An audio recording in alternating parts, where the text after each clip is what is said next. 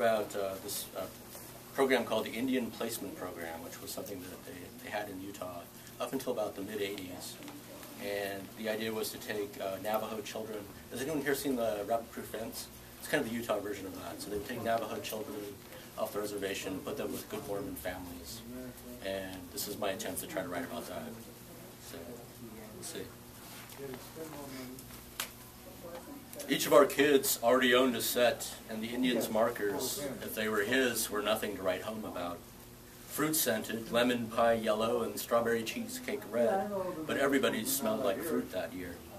After lunch on the playground, he'd take the tip off his grape juice Crayola and run around the asphalt, interrupting games of hopscotch and foursquare, holding his purple nub under their noses. "Grape juice," the boy declared, clad in his Thunderbird sweatshirt, dark stains under both of his pits. "Grape juice!" "Okay, boy genius." And once, either accidentally or on purpose, he pulled the marker back a little too soon, and he pulled his marker back a little too quickly from this kid named Kyle's nose. The kid ended up with a purple streak right under his upper lip like a mustache, made him look like the Lone Ranger. Tonto, of course, thought this was pretty amusing. Anyway, Kyle hi-hoed silvered it away to tell the teacher on playground duty, "What good this would do, I don't know. Like I tell my Adam here, you've got to learn to fight your own battles." And I think he understands, but Kyle was a little soft in the head. He told the principal that afternoon his brain was full of unusual mush. He thought of the grape ape and grape-flavored Kool-Aid and popsicles, the kind that left a purple stain on the sticks, and blow-up pops and candy whistles, each one with a flavorless gum-like substance inside. You remember them.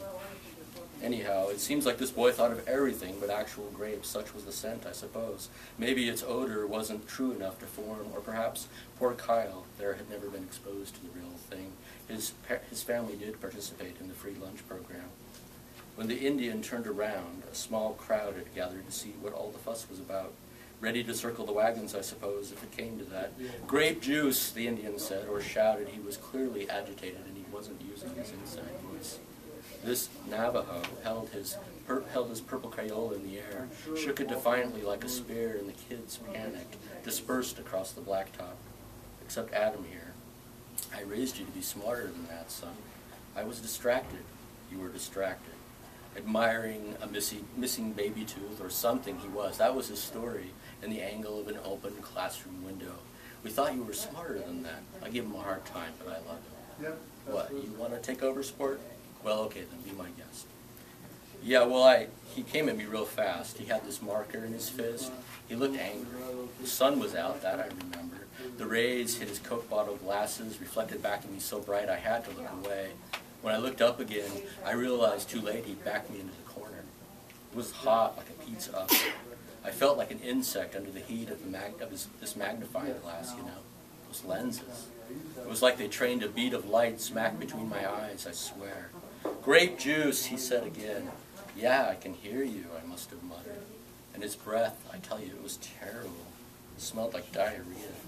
So he shoved this marker up my nose like he wanted me to take a big long whiff like it was my asthma inhaler or something, right?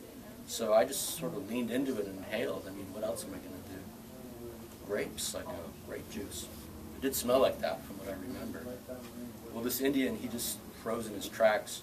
Maybe it was the first time anyone had shown any interest in him, I don't know, but it seemed like he suddenly thought I wanted to be his best friend. He smiled, and the marker in his fist came down. "Let me see that," I go. "No, mine. But I want to show you something." His eyebrows arched above his glasses. To me, they looked like two nervous caterpillars trying to escape a mason jar, but he was considering my request. He looked down at the exposed bullet-shaped tip of grape juice and then at me again. My back still more or less against the brick wall. He did this several times before he finally held it right out in his fist, and one by one his sweating fingers peeled away from the plastic. It hung there for a second in his sticky palm before falling into my hand. I grinned and gripped it, thanked him, and turned to walk away. "Hey, no!" He pushed me between the shoulder blades hard, right back into the wall. He was pissed. "Show me," he goes. "What?" "What you said before."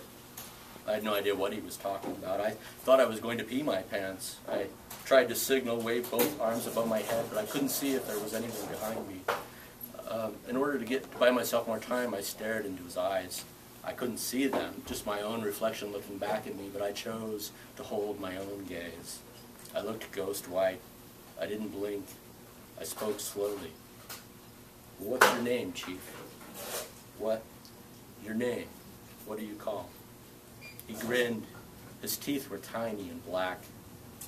"Yannison," he goes, shyly I thought, and that surprised me. I laughed. I wasn't even sure I'd understood what he said. It wasn't a name I'd ever heard before. "Yanna what?" I go. "Yannison." I chuckled. It was such a strange name. He pushed up the sleeves of his sweatshirt, balled his hand into two dirty fists. I knew I was going to get it. Without even thinking about what I was doing, maybe I only meant to steady my cursive hand, I turned around and began to write on the wall. Broad, swooping strokes. Yannison's new grape-scented purple Crayola pinched between my thumb and finger, the flow smooth on that porous brick surface. I wrote a simple declarative sentence, the only thing I knew at that moment to be true beyond all reasonable doubt. Yannison's martyr. I underlined it for emphasis. Then I don't know, it was almost like I'd come out of a trance. I froze, stared at what I'd written, couldn't believe I'd done it. I'm a good kid.